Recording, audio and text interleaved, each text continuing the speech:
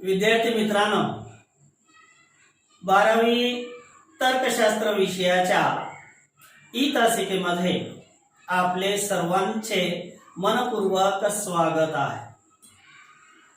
विद्यार्थी मित्रांनो, आपला पूर्ण ऑफलाईन अभ्यासक्रम झालेला आहे, तरी आपल्या सरावासाठी अधिकच्या सरावासाठी काही व्हिडिओ आपल्यासाठी घेऊन येत आहे। तर या व्हिडिओमध्ये आपण आपले जे तर्कशास्त्रातील 5वे प्रकरण आहे, ज्याचं शीर्षक संवाक्य आहे। आपणास एकूण 7 प्रकरण अभ्यासायची आहे तर्कशास्त्रामध्ये।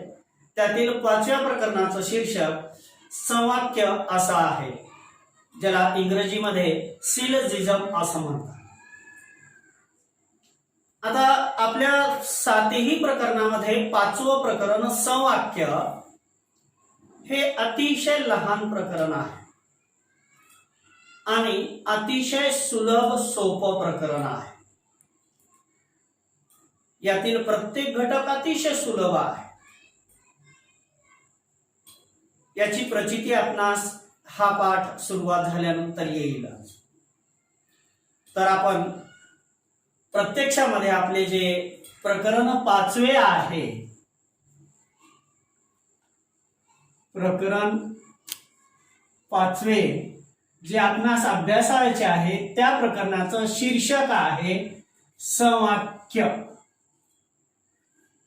असं आपल्या प्रकरणाचं शीर्षक आहे। आता संवाक्य या प्रकरणामध्ये काय अभ्यासायचं आहे हे पाहत असताना आपण एक गोष्ट विद्यार्थी मित्रांनो लक्षात ठेवली पाहिजे। युक्तिवाद, जो आपण 11वी तर्कशास्त्रापासून 12वी पर्यंत अभ्यासलेला आहे। युक्तिवादात काय असतं? आधार विधाने आणि त्या आधार विधानाच्या साह्याने काढलेला एक निष्कर्ष।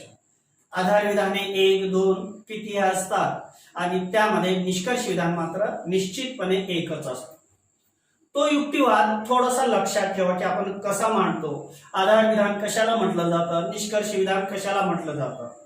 विधानामध्ये असणारी जी 2 पदे आहेत, उद्देशपद आणि विधेयपद, या गोष्टी आपण लक्षात जर ठेवलं तर प्रकरण 5वे संवाक्य हे आपणास अतिशय सोपे जाईल। आता निरुपाधिक संवाक्य हे एक नैगमनिक युक्तिवाद आहे। निरुपाधिक संवाक्य हे काय आहे? नैगमनिक युक्तिवाद आहे। आपण युक्तिवादाचे 2 प्रकार अभ्यासलेले आहेत, वैगमनिक युक्तिवाद आणि नैगमनिक युक्तिवाद। वैगमनिक युक्तिवाद हा आशयात्मक असतो, नैगमनिक युक्तिवाद हा आकारात्मक असतो। वैगमनिक युक्तिवादामध्ये आपण काहींच्या अनुभवावरून सर्वांविषयीचा विधान निष्कर्षामध्ये मांडत असतो, सामान्य विधान निष्कर्षात मांडत असतो, आणि नैगमनिक युक्तिवादामध्ये आपण आधार विधानाच्या साह्याने निष्कर्ष मांडत असतो। म्हणजे आधार विधानात जे सांगितलेलं आहे तेच निष्कर्षात येत असतं। तसंच थोडंसं इथं येईल, काही शब्द बदललेले आहेत आणि ते शब्द बदललेले असल्यामुळे पक्षपद, साध्यपद, मध्यमपद हे अशी काही शब्द बदललेले असल्यामुळे आपणास हा भाग थोडासा क्लिष्ट असल्यासारखा वाटतो, पण अतिशय सुलभ आहे। निरुपाधिक संवाक्य हे एक नैगमनिक युक्तिवाद आहे, ज्यात आपण निष्कर्ष जो आहे तो निष्कर्ष आधार विधानाच्या पलीकडे जाऊ शकत नाही। म्हणजे निरुपाधिक संवाक्यातील आधार विधानामध्ये जे सांगितलेलं आहे, जेवढं सांगितलेलं आहे त्याच्याशी संबंधित असलेलाच निष्कर्ष निरुपाधिक संवाक्यामध्ये असतो। आधार विधानापेक्षा जास्तीची माहिती, आधार विधानापेक्षा नवीन माहिती निरुपाधिक संवाक्यातील निष्कर्षामध्ये येत नाही। निरुपाधिक संवाक्य, निरुपाधिक युक्तिवाद। संवाक्य या शब्दाचा अर्थ आपण युक्तिवाद असा घेऊया, म्हणजे आपणास थोडंसं समजण्यासाठी सुलभ जाईल। आता निरुपाधिक संवाक्य हा नैगमनिक युक्तिवाद असल्यामुळे या निरुपाधिक संवाक्यातील निष्कर्ष जो असतो तो निष्कर्ष हा आधार विधानाच्या पलीकडे जाऊ शकत नाही। याचा अर्थ आधार विधानात जे सांगितलेले आहे, आधार विधानात जेवढे सांगितलेले आहे त्याच्याशी रिलेटेड, त्याच्याशी संबंधितच निष्कर्ष असतो। आधार विधानाच्या पलीकडे नवीन असे काहीही निष्कर्षामध्ये किंवा जास्तीचे निष्कर्षामध्ये सांगितलेले नसते। आता निरुपाधिक संवाक्य आहे काय किंवा निरुपाधिक युक्तिवाद आहे काय, तर निरुपाधिक संवाक्याची कल्पना आपणास काय अभ्यासायची आहे? निरुपाधिक संवाक्य, निरुपाधिक संवाक्य याचा अभ्यास आपणास आजच्या तासिकेत करावयाचा आहे। थोडंसं जर लक्ष दिलं तर आपणास यात काहीही क्लिष्ट वाटणार नाही। निरुपाधिक संवाक्याची कल्पना किंवा निरुपाधिक संवाक्य ही संकल्पना अरिस्टॉटलने मांडलेली आहे। कोणी मांडलेली आहे? अरिस्टॉटलने मांडलेली आहे। कोणती संकल्पना? निरुपाधिक संवाक्य ही संकल्पना अरिस्टॉटल या तर्कशास्त्रज्ञाने मांडलेली आहे।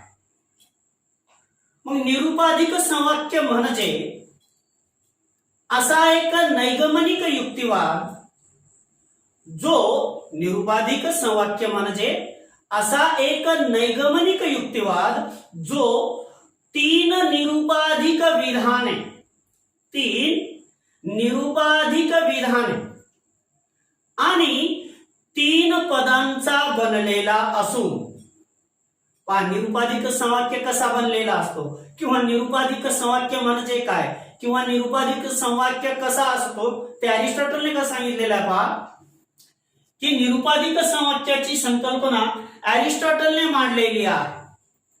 मग निरुपाधिक संवाक्य म्हणजे असा एक नैगमनिक युक्तिवाद आहे की जो तीन निरुपाधिक विधाने, तीन निरुपाधिक विधाने आणि तीन पदांचा बनलेला असून ज्यात प्रत्येक पद हे फक्त दोन घटक विधानात आढळून येते। की एखादे पद आहे, ते पद कोणत्याही युक्तिवादातील कोणत्याही फक्त दोनच आधार विधानात आढळून येते, दोनच घटक विधानात आढळून येते। तिसऱ्या घटक विधानात ते पद आढळून येत नाही। मी काय म्हणत आहे की निरुपाधिक संवाक्य हा असा नैगमनिक युक्तिवाद आहे की जो तीन निरुपाधिक विधानांचा बनलेला असतो आणि तीन पदांचा बनलेला असतो आणि ज्यात प्रत्येक पद हे फक्त दोन घटक विधानातच आढळून येते, दोन घटक विधानातच आढळून येते। अरिस्टॉटलच्या मतानुसार किंवा अरिस्टॉटलच्या मते निरुपाधिक संवाक्यात मध्यम पदाचा, पहा आता मी म्हटलं ना तुम्हाला शब्द वेगवेगळे येत जाते, मध्यम पद, पक्षपद, साध्य पद असे। या शब्दांचे अर्थ आपण पाहूया, अतिशय सुलभ आहे की अरिस्टॉटलच्या मते निरुपाधिक संवाक्यात मध्यम पदाचा इतर पदांशी, मध्यम पदाचा इतर पदांशी म्हणजे काय? मध्यम पदाचा इतर पदांशी म्हणजे उद्देश्य व विधेय पद यांच्याशी निश्चितपणे संबंध असतो। अरिस्टॉटलच्या मतानुसार निरुपाधिक संवाक्यात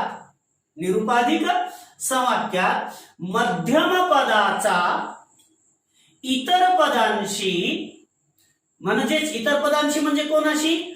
उद्देश्य व विधेय यांच्याशी, उद्देश्य आणि विधेय पद यांच्याशी निश्चित संबंध असो। आता निरुपाधिक संवाक्य हे व्यवहित अनुमान आहे। आपण व्यवहित अनुमानाचे तीन प्रकार पाहिलेले आहेत। आठवतं का आपणास? 3 प्रकार अभ्यासलेले आहेत या पाठीमागील व्हिडिओमध्ये. त्यापैकी हा तिसरा प्रकार अभ्यासतोय आपण, समवाक्य. आता निरुपाधिक समवाक्य हे व्यवहित अनुमान आहे, ज्यात 2 विधानांपासून निष्कर्ष निष्पादित केला जातो. निरुपाधिक समवाक्य हे कोणते अनुमान आहे? अव्यवहित अनुमान आहे का व्यवहित अनुमान आहे?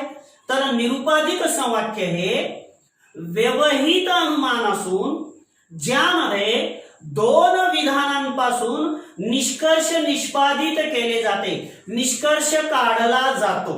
निष्पादित केले जाते म्हणजे निष्कर्ष काढला जातो. त्याचं एक उदाहरण आपल्या पुस्तकातही दिलेलं आहे विद्यार्थी मित्रांनो. ते उदाहरण आपण या ठिकाणी घेऊया आणि त्याच्या सहाय्याने मग आपण समजून घेऊया. सर्व फळे पिकलेली आहेत. सर्व फळे पिकलेली, सर्व फळे पिकलेली आहेत. हे पहिलं विधान आहे आपलं निरुपाधिक समवाक्यातील. दुसरं विधान आहे सर्व सफरचंद फळे आहेत. सर्व सफरचंद फळे आहेत.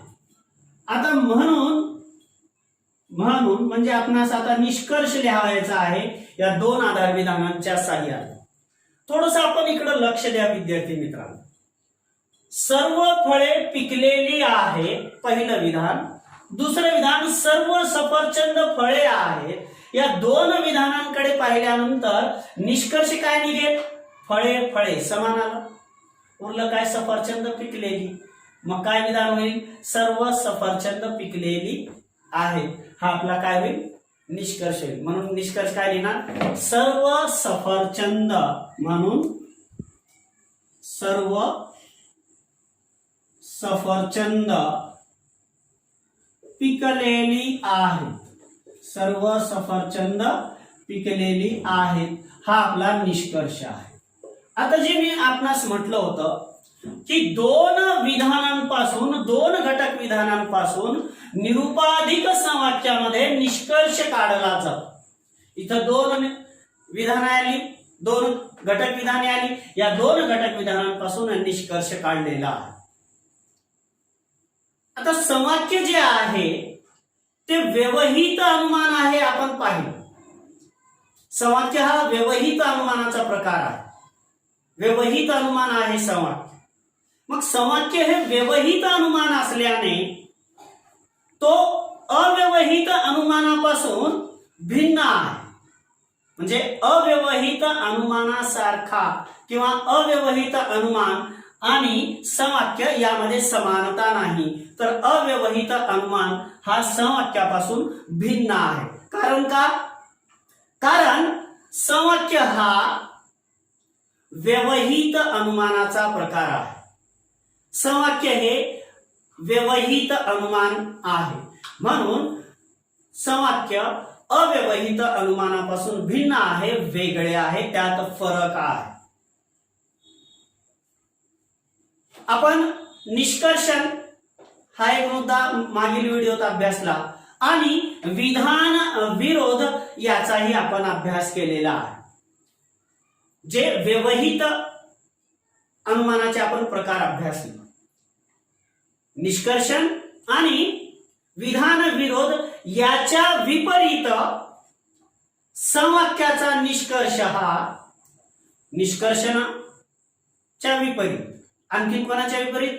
विधान विरोध. निष्कर्षण आणि विधान विरोध यांच्या विपरीत समवाक्याचा निष्कर्ष हा 2 आधार विधानांपासून, समवाक्याचा निष्कर्ष हा 2 आधार विधानांपासून एकत्रितपणे निष्पादित केला जातो.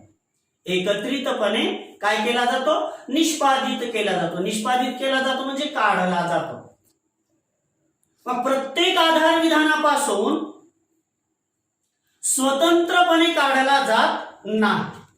समवाक्यातील निष्कर्ष हा आधार विधानातील प्रत्येक विधानापासून स्वतंत्रपणे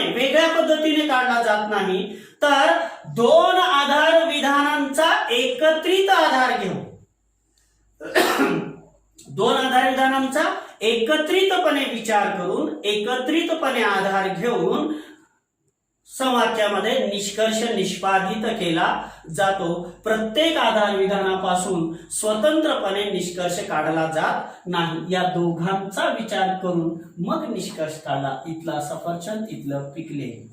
दोघांचा आधार करून निष्कर्ष निष्पन्न केला. प्रत्येक आधार विधानाचा स्वतंत्रपणे याचा विचार करून निष्कर्ष काढला का नाही? याचा नाही. दोघांचा एकत्रितपणे विचार करून समवाक्यामध्ये निष्कर्ष हा निष्पादित केला जातो, काढला जातो, मांडला जातो.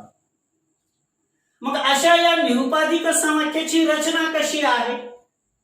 निरुपाधिक समवाक्य कसा मांडलं जातं याचा अभ्यासही आपण आजच्या तासिकेत करूया. आपण आता पाहूया निरुपाधिक समवाक्याची रचना. निरुपाधिक समवाक्याची रचना हा मुद्दा आपण अभ्यासूया. निरुपाधिक समवाक्याची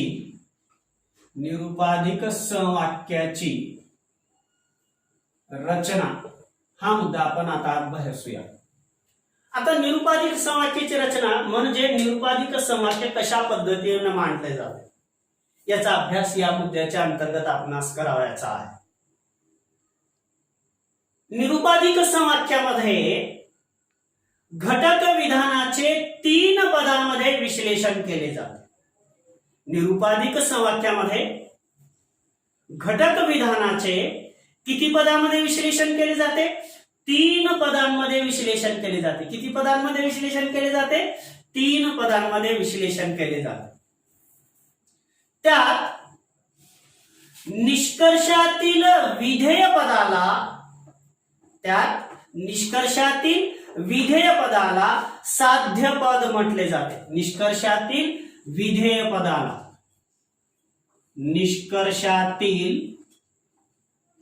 जे विधेय पद असेल, निष्कर्षातील जे विधेय पद, आपण विधानात येणारी 2 पदे अभ्यासलेली आहेत, उद्देश पद आणि विधेय पद. त्यात निष्कर्षामध्ये जे काही विधेय पद असेल त्याला निरुपाधिक समवाक्यामध्ये साध्य पद म्हटले जाते. काय म्हटले जाते? साध्य पद म्हटले जाते. आणि हे सा या अक्षराने दर्शवले जाते. कोणत्या अक्षराने दर्शवले जाते? सा या अक्षराने दर्शवले जाते. सा हे अक्षर म्हणजे काय? साध्य पद. पुढे लक्षात ठेवा, आपण याच्या आकृत्या अभ्यासताना आपणास ही अक्षरं येतील. निष्कर्षातील विधेय पदाला निरुपाधिक समवाक्यामध्ये काय म्हटले जाते? साध्यपद असे म्हटले जाते. आणि हे साध्यपद सा या अक्षराने दर्शवले जाते, दाखवले जाते, मांडले जाते. आता निष्कर्षातील उद्देश पदाला काय म्हटले जाते? निष्कर्षातील विधेय पदाला साध्यपद म्हटले जाते. ते सा या अक्षराने दर्शवले जाते. मग निष्कर्षामध्ये जे उद्देश पद आहे त्या निष्कर्षातील उद्देश पदाला पक्षपद असे म्हटले जाते. निष्कर्षातील उद्देश पदाला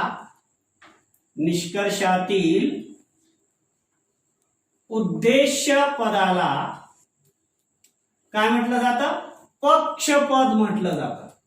आता पक्षपद कोणत्या अक्षराने दर्शवलं जात असेल? इथं साध्यपद सा ने, इथलं सा आला.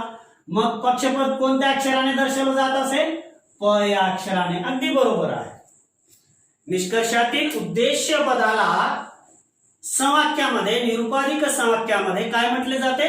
पक्षपद असे म्हटले जाते. आणि हे पक्षपद निरुपाधिक समवाक्यामध्ये प या अक्षराने दर्शवले जाते.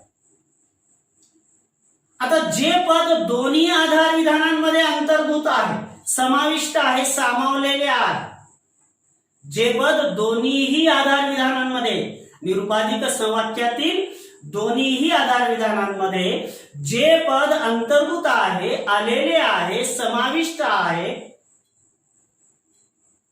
ते पद निष्कर्षामध्ये मात्र नसते. जे पद दोन्हीही आधार विधानांमध्ये आहे, लक्षपूर्वक ऐका, जे पद दोन्हीही आधार विधानांमध्ये आहे परंतु मात्र निष्कर्षामध्ये नसते, त्यास मध्यम पद म्हटले जाते. त्यास काय म्हटले जाते? मध्यम पद म्हटले जाते. आणि मध्यम पद हे कोणत्या अक्षराने दर्शवलं जात असेल? अगदी बरोबर आहे, म या अक्षराने दर्शवले जाते. मी काय म्हटलं की जे पद दोन्हीही आधार विधानात आलेले आहे, परंतु ते निष्कर्षामध्ये ते पद आलेले नसते, ते पद आपणास निष्कर्षामध्ये दिसत नाही, परंतु दोन आधार विधानांमध्ये ते पद मात्र आपणास दिसते. अशा पदाला मध्यम पद म्हटलं जातं. आणि मध्यम पद हे म या अक्षराने दर्शवले जाते. मी उदाहरण लिहीन, त्यावेळेस तुम्हाला हे तिन्ही पदे स्पष्ट करून दाखवेल. साध्यपद स अक्षराने दर्शवले जाते, पक्षपद प अक्षराने दर्शवले जाते, मध्यम पद म या अक्षराने दर्शवले जाते. आता ज्या आधार विधानामध्ये साध्यपद अंतर्भूत असते, साध्यपद समाविष्ट असते, साध्यपद सामावलेले असते, त्याला साध्य विधान असे म्हणतात. काय म्हटलं मी? ज्या आधार विधानात, निष्कर्ष विधानात म्हटलं नाही, ज्या आधार विधानात साध्यपद हे सामावलेले असते, आलेले असते, समाविष्ट असते, अंतर्भूत असते, त्याला साध्य विधान असे म्हणतात. आणि ज्या विधानात पक्षपद असते, ज्या विधानात पक्षपद असते, त्यास पक्ष विधान असे म्हणतात. त्यास काय म्हणतात? पक्ष विधान असे म्हणतात.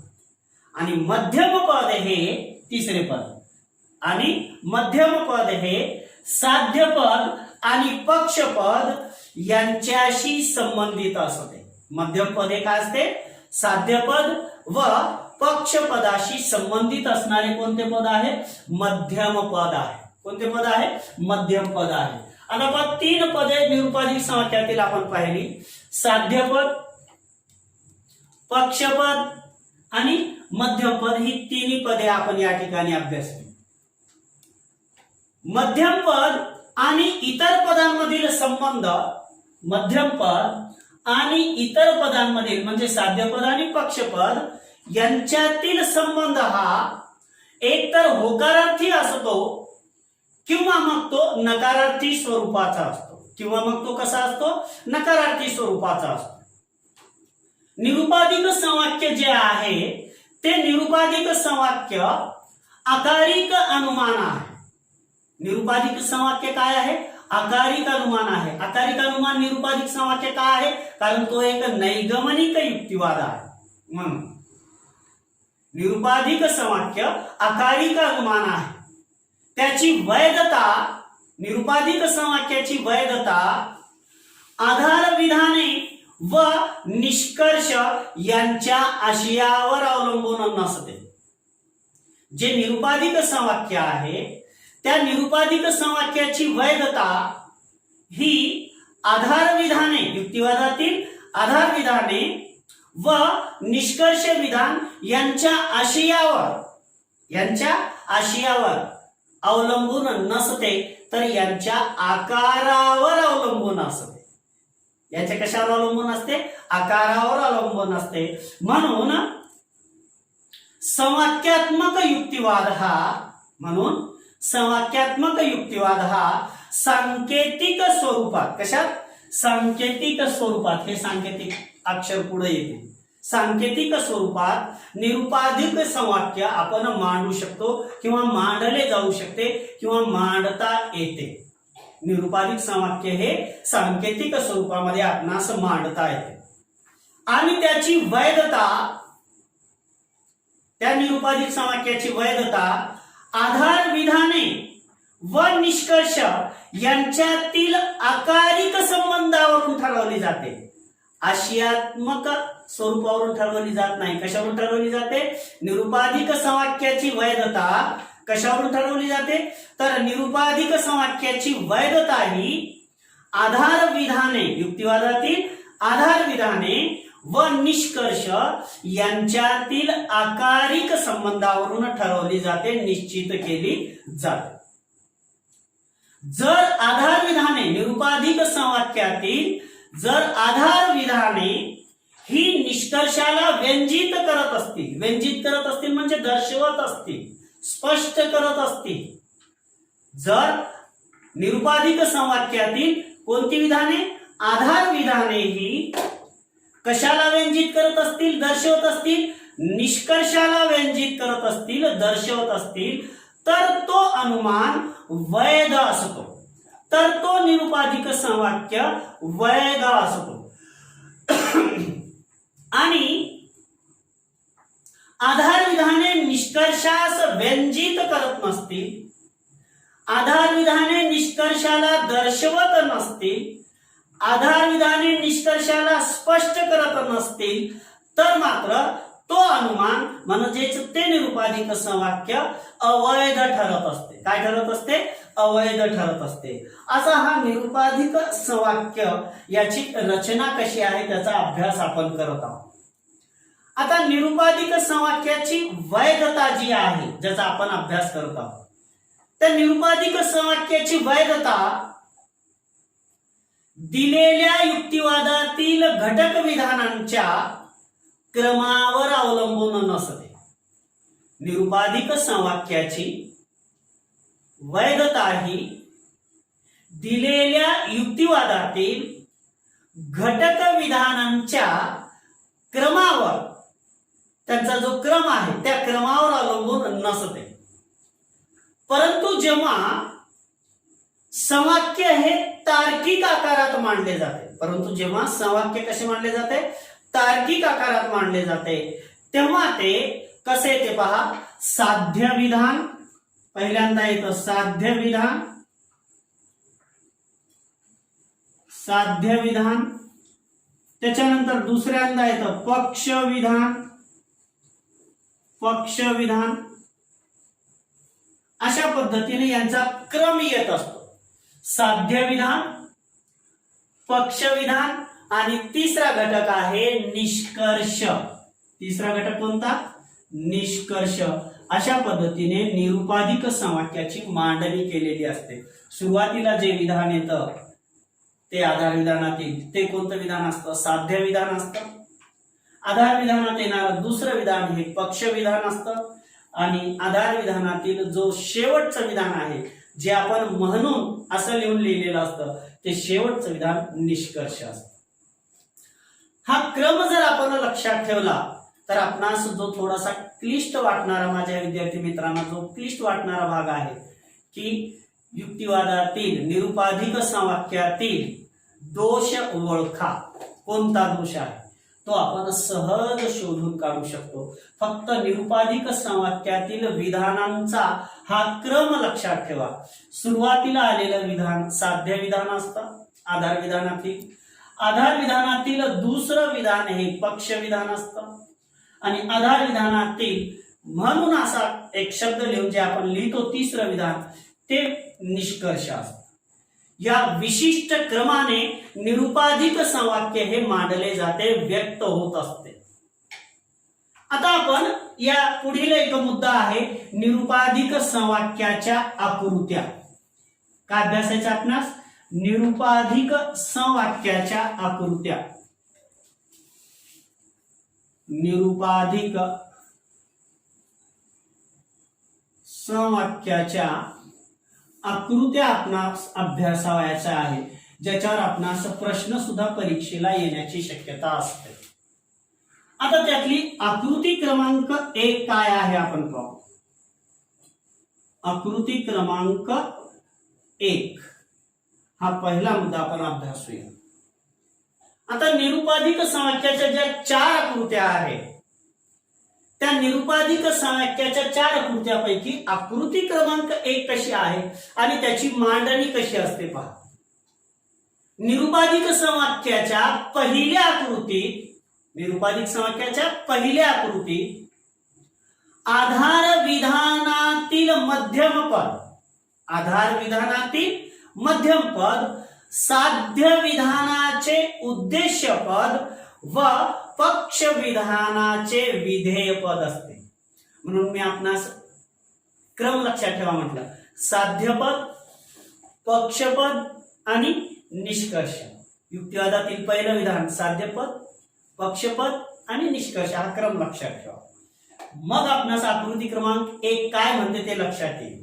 आणि ही अक्षर लक्षात ठेवा. साध्य पद म्हणजे सा अक्षराने दर्शवलं जातं, पक्षपद म्हणजे प या अक्षराने दर्शवलं जातं, मध्यम पद म्हणजे म या अक्षराने दर्शवलं जातं. मध्यम पद हे दोन्हीही आधार विधानामध्ये येतं, परंतु मध्यम पद हे निष्कर्षात येत नाही, हे आपण पाहिलं.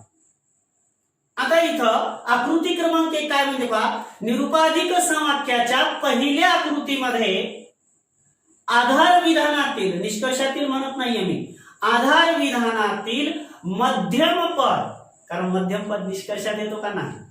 निरुपाधिक समवाक्यातील पहिल्या आकृतीत आधार विधानातील मध्यम पद साध्य विधानाचे, म्हणजे पहिल्या विधानाचे साध्य विधानाचे उद्देश्य पद असते. पहिल्या विधानाचे काय असते, उद्देश्य पद असते. व पक्ष विधानाचे म्हणजे आधार विधानातील दुसरे व पक्ष विधानाचे विधेय पद असते. पक्ष विधानाचे काय असते, विधेय पद असते. आपण त्याचा एक आकार या ठिकाणी लिहूया. म सा. म म्हणजे काय, मध्यम पद. सा म्हणजे काय, साध्य पद. असं आपण समजून घ्यायचं आहे. प म म्हणून प सा, म्हणून प सा हा आकृती क्रमांक 1 चा आकार आहे. मी काय म्हटलं होतं पहा, की निरुपाधिक समवाक्याच्या पहिल्या आधार विधानात, निरुपाधिक समवाक्याच्या पहिल्या आकृतीमध्ये आधार विधानातील मध्यम पद साध्य विधानाचे, इथं पहा, साध्य विधानाचे उद्देश्य पद असते आणि पक्ष विधानाचे विधेय पद असते. आता तुम्ही म्हणाल इथं उद्देश पद विधेय पद कसं आलं, तर हा जो घटक आहे या ठिकाणी सुरुवातीला येणारा हा घटक आहे तुमचा उद्देश्य पदाचा आणि हा दुसरा घटक आहे विधेय पदाचा. मध्यम पद पहिल्या आधार विधानात कुठं आलं, उद्देश्य पदाच्या ठिकाणी आलं, आणि दुसऱ्या आधार विधानात मध्यम पद कुठं आलं, विधेय पदाच्या ठिकाणी आलं. आणि मी तेच सांगतो, आकृती क्रमांक 1 निरुपाधिक समवाक्याच्या पहिल्या आकृतीत आधार विधानात असणारे मध्यम पद साध्य विधानाचे म्हणजे पहिल्या विधानाचे उद्देश पदाच्या ठिकाणी येतं आणि पक्ष विधानाच्या विधेय पदाच्या ठिकाणी येत असतं. ही आहे त्याची पहिली आकृती. आता निरुपाधिक समवाक्याची दुसरी आकृती पाहूया आपण. आकृती क्रमांक 2 दुसरी आकृती काय आहे.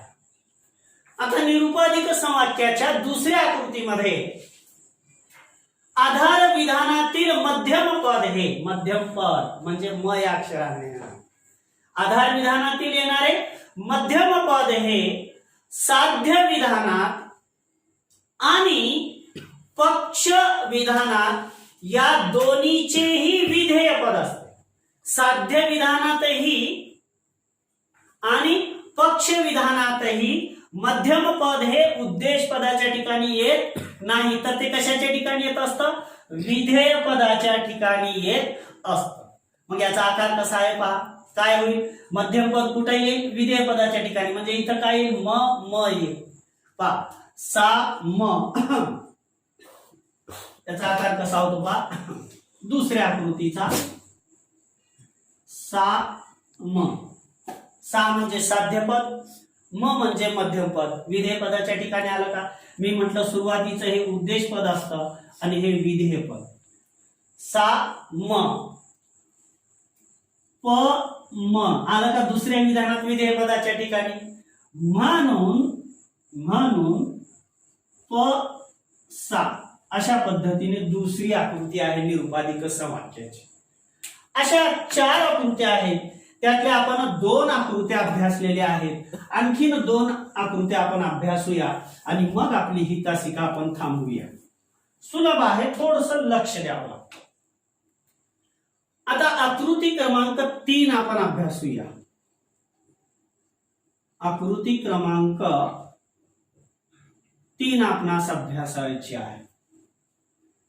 निरुपाधिक समवाक्याच्या तिसऱ्या आकृतीमध्ये मध्यम पद हे, मध्यम पद म्हणजे जे दोन्हीही आधार विधानात असतं परंतु निष्कर्षात ते पद नसतं. निरुपाधिक समवाक्याच्या तिसऱ्या आकृतीमध्ये मध्यम पद हे साध्य पद आणि पक्षपद या दोन्हीही आधार विधानांच्या उद्देश पदाच्या ठिकाणी येते. दुसऱ्या आकृतीत कुठं आलं? विधेय पदाच्या ठिकाणी मध्यम पद. कुठं आलं? विधेय पदाच्या ठिकाणी. आता तिसऱ्या आकृतीत काय म्हणत होतं की निरुपाधिक समवाक्याच्या तिसऱ्या आकृतीमध्ये जे मध्यम पद असतं ते मध्यम पद हे साध्य विधान आणि पक्ष विधान या दोन्हीही आधार विधानांच्या उद्देशाच्या ठिकाणी येत असते. मग याचा मांडणी कशी आहे? उद्देश पदाच्या ठिकाणी मध्यम पद म्हटल्यानंतर म सा हे साध्य पद, म प पा दोन्हीही उद्देश पदाच्या ठिकाणी आले का? मध्यम पद आले का? म्हणून प सा अशा पद्धतीने आकृती क्रमांक 3 आहे. आता आपण आकृती क्रमांक 4 जी शेवटचा आकृती क्रमांक आहे त्याचा अभ्यास आपण करूया. सुलभ आहे थोडस. आणखी मी या नंतरचा ज्यावेळेस व्हिडिओ तयार करेन त्यावेळेस या गोष्टी आपणास थोड्याशा आणखी स्पष्ट होतील. आता आकृती क्रमांक 4 निरुपाधिक समवाक्याच्या चौथ्या आकृतीमध्ये आधार विधानातील मध्यम पद हे, निरुपाधिक समवाक्याच्या चौथ्या आकृतीमध्ये आधार विधानातील मध्यम पद हे साध्य विधानाचे म्हणजे पहिल्या आधार विधानाचे, साध्य विधानाचे विधेय पद असते म्हणजे पलीकडे येते, आणि पक्ष विधानाचे उद्देश पद असते म्हणजे अलीकडे येते. चौथ्या निरुपाधिक समवाक्याच्या चौथ्या आकृतीमध्ये जे आधार विधानातील मध्यम पद आहे ते मध्यम पद साध्य विधानाच्या विधेय पदाच्या जागी आलेले असते आणि पक्ष विधानात उद्देश पदाच्या जागी आलेले असते. मग त्याचं मांडणी कशी होईल? साध्यमध्ये मध्यम पद आलं विधेय पदाच्या ठिकाणी आणि पक्ष पदाच्या ठिकाणी ते आलं उद्देश पदाच्या ठिकाणी. म्हणून त्याचा प सा पक्षपद आणि साध्यपद ह्या आकृती क्रमांक 4 आहे. आता थोडस जर लक्ष दिलं तर या चारही आकृतींना मी थोडस आपणास एकत्र करून दाखवेन म्हणजे थोडस अजून आपणास समजण्यासाठी सुलभ होईल. चारही आकृत्या आपणास लक्षात ठेवणे आवश्यक आहे. यावर आपणास प्रश्न येऊ शकतो. आता आकृती क्रमांक 1 जो आपण पाहिला होता म सा प म बरोबर असंच पाहिलं होतं ना. आणि म्हणून प सा. आता विद्यार्थी मित्रांनो ही आकृती क्रमांक 1 आहे. मी म्हटलं सुरुवातीचं हे उद्देश पद आहे आणि नंतरचं हे विधेय पद आहे. आलं लक्षात? हे म प प हे उद्देश पद आहे आणि विधेय पद सा म सा हे विधेय पद आहे. आता लक्ष द्या यांचं विश्लेषण आपणास तोंडपाठ करायची आवश्यकता नाही कारण पाठांतर करून अभ्यास होत नाही. आपण काहीतरी वेगळी तंत्र वापरलं पाहिजे. पहा निरुपाधिक समवाक्यातील पहिल्या आकृतीमध्ये मध्यम पद हे साध्य विधानाच्या उद्देश पदाच्या ठिकाणी येते आणि पक्ष विधानाच्या विधेय पदाच्या ठिकाणी येते. झालं विश्लेषण कसं? परत एकदा पहा. निरुपाधिक समवाक्याच्या पहिल्या आकृतीमध्ये मध्यम पद हे आधार विधानातच मध्यम पद येतं. इथं निष्कर्षात दिसतंय का आपणास? नाही. निरुपाधिक समवाक्यातील पहिल्या आकृतीमध्ये मध्यम पद हे साध्य विधानातील उद्देश पदाच्या ठिकाणी येते आणि पक्ष विधानातील विधेय पदाच्या ठिकाणी येते. अशी आकृती क्रमांक 1 आहे. आपण आकृती क्रमांक 2 अभ्यासली होती. कशी आहे ती? सा हे उद्देश पद आणि हे विधेय पद. अशा पद्धतीनं जर आपण लक्ष दिलं तर आपणास थोडस समजण्यासाठी सुलभ जातं. सा म प म साध्यपद पक्षपद अशा पद्धतीने आणि प सा म्हणून प सा. आता याचं विश्लेषण कसं होईल? निरुपाधिक संवाक्यातील आकृती क्रमांक 2 मध्ये मध्यम पद हे निरुपाधिक संवाक्यातील आकृती क्रमांक 2 मध्ये मध्यम पद हे साध्य विधानाच्या विधेय पदात येते आणि पक्ष विधानाच्याही विधेय पदात येते. म्हणजे निरुपाधिक संवाक्याच्या आकृती क्रमांक 2 मध्ये मध्यम पद हे साध्य पद आणि पक्षपद यांच्या विधेय पदाच्या ठिकाणी येत असते. साध्य विधान आणि पक्ष विधान यांच्या कुठे येत असतं? ते विधेय पदाच्या ठिकाणी येत असतं. आता तिसरी आकृती आपली कशी होती पहा. म सा म सा हे आणि म प हे उद्देश पद आणि हे विधेय पद अशा पद्धतीने आपणास याच्याकडे पाहायचं आहे. म्हणून प सा याचं विश्लेषण कसं होईल? आकृती क्रमांक 3 मध्ये निरुपाधिक संवाक्याच्या आकृती क्रमांक 3 मध्ये मध्यम पद हे साध्य विधान आणि पक्ष विधान या दोहोंच्या उद्देश पदाच्या ठिकाणी आलेले असते. असं हे तिसऱ्या आकृतीचं विश्लेषण आपण लिहू शकतो. याला जास्त क्लिष्ट करून घेण्याची आपणास आवश्यकता नाही. तर हे थोडस जर आपण लक्ष जर दिलं तर अतिशय सुलभ असं आहे. यात क्लिष्ट असं काहीही नाही. आता चौथी आकृती पाहूया आपण. सा म सा म्हणजे काय? हे उद्देश पदाच्या ठिकाणी हे विधेय पद. सा म्हणजे साध्यपद, म म्हणजे मध्यपद. ही कितवी आकृती पाहत आहोत आपण? चौथी आकृती पाहत आहोत. म प म्हणून आता या ठिकाणी काय येईल सांगा? प सा प सा प सा प सा प सा प सा. 4 आकृत्या. आता याचं विश्लेषण काय? की निरुपाधिक संवाक्याच्या चौथ्या आकृतीमध्ये मध्यम पद हे साध्य विधानाच्या विधेय पदाच्या ठिकाणी येते आणि पक्ष विधानाच्या उद्देश पदाच्या ठिकाणी येते. अशी ही आकृती क्रमांक निरुपाधिक संवाक्याची 4 आहे. तर विद्यार्थी मित्रांनो, आजच्या तासिकेमध्ये आपण जे अभ्यासलेलं आहे की निरुपाधिक संवाक्य म्हणजे काय, निरुपाधिक संवाक्याची रचना कशी आहे, कसं मांडलं जातं, त्यानंतर निरुपाधिक संवाक्याच्या 4 आकृत्या आपण अभ्यासलेल्या आहेत. या पुढील तासिकेमध्ये आपण या पुढील भाग घेऊया. आजच्या व्हिडिओ मध्ये आपण जो भाग अभ्यासलेला आहे त्याच्याशी संबंधित आपली जर काही अडचण असेल तर माझ्या YouTube चॅनलच्या चॅट बॉक्स मध्ये आपण ती अडचण पाठवावी. आपल्या अडचणींचं हसतमुखाने समाधान नक्कीच केलं जाईल.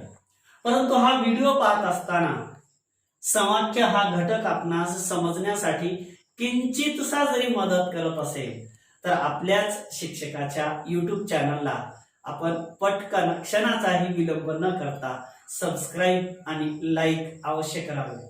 आजच्या तासिकेसाठी माझ्या सर्व विद्यार्थी मित्रांचे खूप खूप मनपूर्वक धन्यवाद.